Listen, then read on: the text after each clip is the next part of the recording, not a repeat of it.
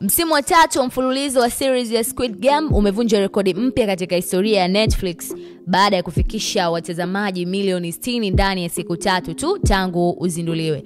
Taarifa kutoka kwa Netflix zinaeleza kuwa Squid Game Season 3 imekuwa series ya kwanza kuwahi kushika nafasi ya kwanza kwa wakati mmoja katika nchi zote duniani, jambo ambalo halijawahi kutokea katika historia ya jukwaa hilo la kimataifa la utazamaji.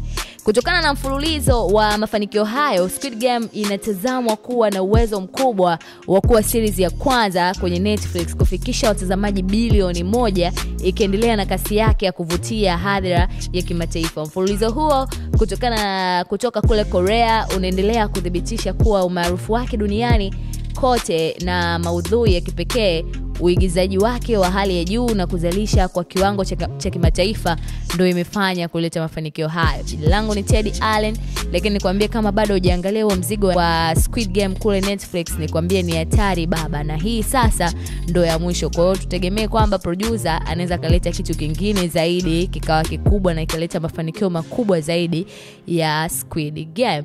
Paka wakati mwingine, hii ni PMTV2.